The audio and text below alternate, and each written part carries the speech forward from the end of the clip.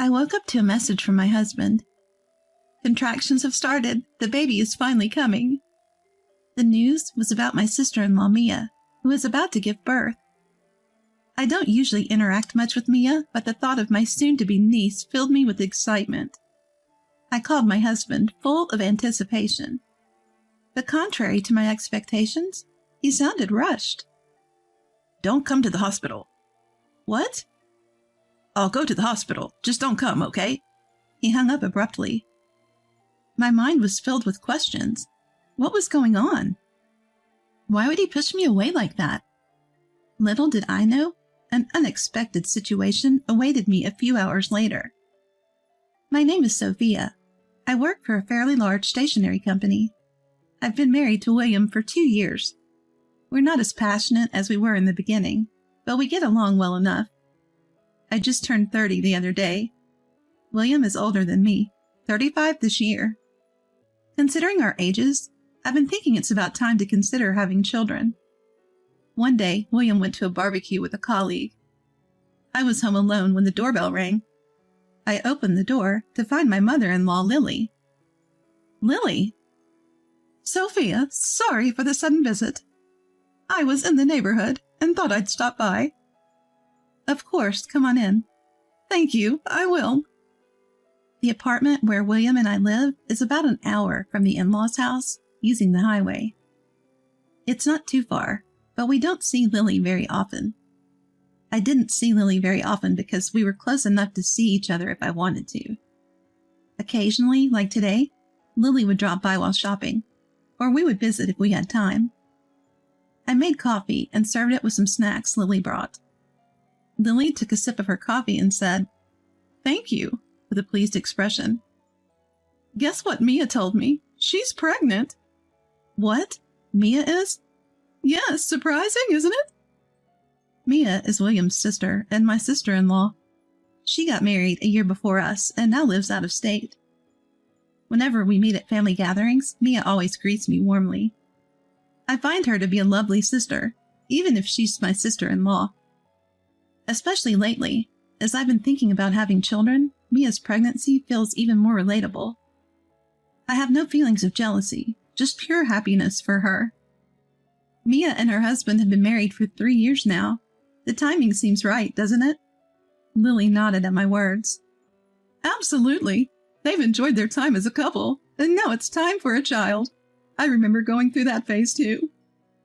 I've been thinking about kids as well. I'm already 30. Don't worry about it. Having kids in your 30s is not uncommon these days. Just go at your own pace. Lily, thank you. We've never had the kind of mother and daughter-in-law drama you see on TV. Lily always greets me with a smile, never pressuring me about having kids. Thanks to her, I've been able to take my time thinking about starting a family. That night, when William returned from the barbecue with his colleague, I brought up my conversation with Lily. Hey, William, Lily came by today, and guess what? Mia is pregnant. Really? Mia is? Yes, can you believe it? We're going to be an uncle and aunt. I wonder if it's a boy or a girl. Exciting, right? Yeah, it's exciting to think about the baby's gender. William's face broke into a smile, tinged with happiness. I felt a slight unease, but assumed he was just happy about the news. At that moment, I genuinely thought so. If he could be this happy about his sister's baby, he should be thinking seriously about having one with me, too. I couldn't help but voice my thoughts. I want a baby, too. What? Sorry, it just slipped out. I'm already 30, and it's about time considering our ages. Oh, right. Sorry. I hadn't really thought about it. No, it's okay. Sorry for bringing it up so suddenly. I apologized, and William said nothing more. I had hoped for words like, I want one too. I want you to have my child. But they never came. Maybe it's understandable that William isn't quite ready for that step. For the past 6 months, he's been coming home late, working overtime almost every day. I always come home after the date has changed. He even works on weekends sometimes. With his busy schedule, he probably doesn't have time to think about kids. I took it that way and didn't bring up the subject again. 3 months later, William was out for work on his day off. Lily called and said she'd bring lunch over. Lily, you didn't have to go to the trouble. It's fine. I had some shopping to do nearby. I was planning to have a simple lunch alone, so this is a treat. Good, then. As we ate the lunch Lily brought, we chatted about this and that. When the conversation turned to Mia's pregnancy, I asked Lily something that had been on my mind. By the way, do you know the gender of Mia's baby yet? Yes, she just told me 3 days ago. It was the first I'd heard. Oh, so you know then? Yes, it's a girl. A girl. That's so cute. Girls' clothes are adorable.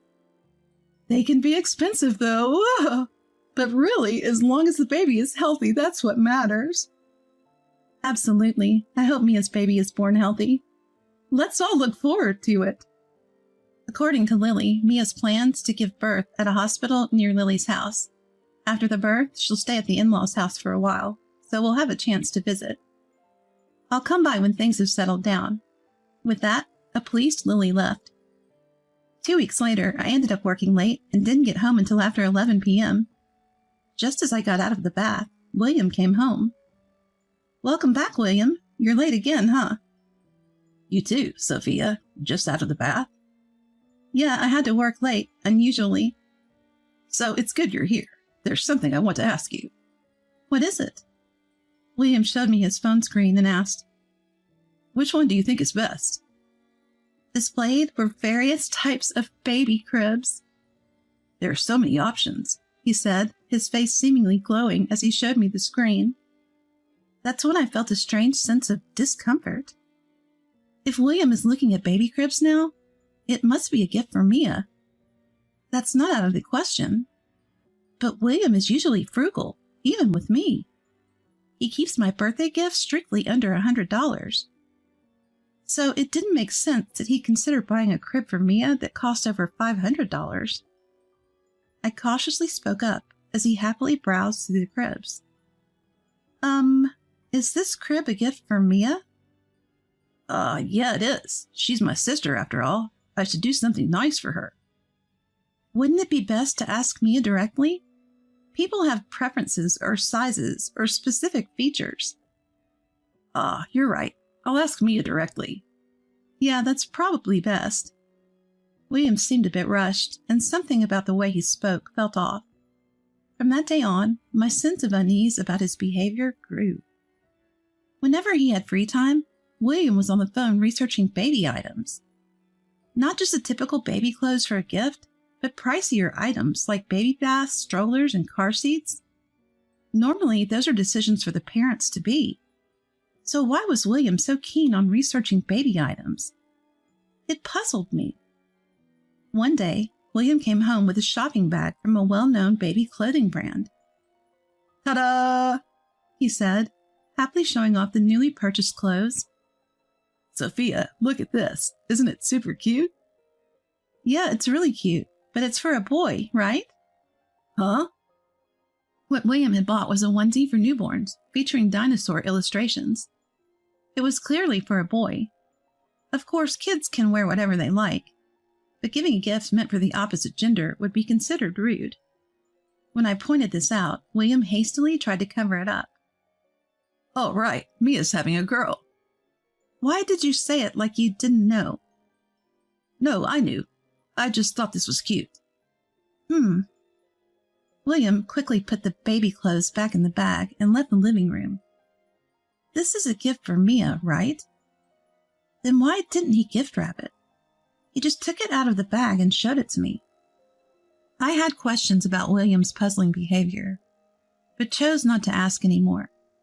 2 months later, William was working on his day off. While I was cleaning the house, a message from William popped up on my phone. It was news that Mia had gone into labor. She's in labor? The baby is finally coming? I was so flustered, I didn't know what to do with myself. Filled with excitement, I called William. Hello, William. Is Mia giving birth? Which hospital? Yeah, looks like it. The hospital is a university hospital in the next state. What? Isn't that really far from your parents' house? Well, I can't come back for a while. Why not? Come on, it's obvious. Labor can take hours, and even after that. I see, but are you going to be there from start to finish? Yeah, actually, it seems like the baby might come soon. What? Already? Then I'll head over there right away. Lily often told me that Mia would love to see me, so if the timing worked out, I should visit. But contrary to my expectations, he seemed rushed. Don't come to the hospital. What? Just stay home. You can't do anything here anyway. I might not be able to help, but I want to congratulate Mia. I'll be at the hospital, so just stay home. Don't come, okay? He hung up abruptly. My mind was filled with questions. What's going on? Why did he have to refuse like that? I waited for a few hours, but there was no news of the baby being born. Curious, I decided to call Lily. Lily sounded as calm as ever. Lily, how's Mia doing right now? Huh? Mia? She just went for a walk. A walk during labor? Oh! Lily laughed at my words. Then she told me something unexpected. No, Sophia, the labor is still a ways off. What? The due date is next month. Mia just came over last week. What? Is that true? Don't worry. I'll let you know as soon as labor starts. William, too, of course. At that moment, the worst-case scenario flashed through my mind. The late nights he claimed were due to overtime, the expensive baby cribs he was looking at, and, above all, lying to me about his sister going into labor on a different day. All the discomfort I'd felt suddenly connected. At the same time, a surge of anger welled up inside me. So that's what's been going on. I had believed that William, of all people, wouldn't do this. Well, now, I'm going to make his life a living hell.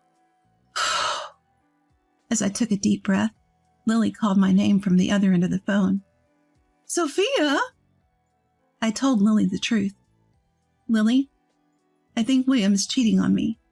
What? What do you mean? I can't say for sure, but he sent me this message, that he's accompanying Mia in the hospital because she's in labor. What? That can't be. He also bought a onesie for a boy and showed it to me, even though Mia's baby is a girl. You're saying he might have a son with the woman he's cheating with? Probably yes. A heavy silence filled the air. Lily was the first to speak. Wait for me, Sophia. I'm coming over. What? Right now, Lily? Just wait. Bye. The call ended, and an hour later, Lily and Mia arrived at my house. Mia, too? We heard William's causing a lot of trouble, so we came. I'm sorry, you're pregnant and it must be hard. Not at all. I can't give birth in peace unless we put that idiot William in his place. Mia grinned triumphantly, and Lily smiled confidently next to her. Their presence solidified my resolve. A few hours later, William came home and looked shocked to see the three of us. What? Why? His face turned pale, as if he was about to faint. Mia spoke first. Why? That's my line. I'm not in labor. Wait, no, that's... Who did you confuse me with? There's no way you could confuse that, right? Well, that's... Mia snatched William's phone and looked at the photos. There were multiple pictures of a woman who had just given birth, holding a newborn. Lily confronted William in a low voice. William, what is this? Mom. No excuses, right? If you say it's a misunderstanding, I'll call this woman right now. Please don't. I haven't told her I'm married. You! How much trouble do you have to cause people to be satisfied? William was trembling, his face ashen. I handed him the pre-prepared divorce papers. Sign this now. I'll contact you later about the alimony. Wait, Sophia. I don't intend to divorce you. Don't joke with me. You have a child with another woman, and you expect us to continue as a couple? What you've done is unforgivable. Sign the divorce papers and apologize, you scum. I was so angry, I forgot Lily and Mia were there. In the end, William signed the divorce papers in tears. With the help of Lily and Mia, I consulted a lawyer about the situation, including Harper, the woman he cheated with, and we had a proper discussion. As a result, I demanded compensation from both William and Harper. Harper, who didn't know William was married, had half of her compensation paid by William. Additionally, Harper demanded child support from William. He apparently proposed remarriage to her, but she flatly rejected him, saying, "Just pay the money, you scum. It's all his fault. All I can say is, serves you right.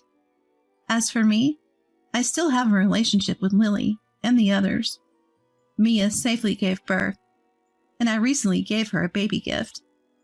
At that time, Mia said, "Even if you cut ties with that idiot William, you're still you, Sophia, and this child is still your niece." I can't express how much her kindness saved me. If Lily and Mia hadn't come that day, things wouldn't have ended so cleanly. With gratitude in my heart, I plan to slowly repay their kindness.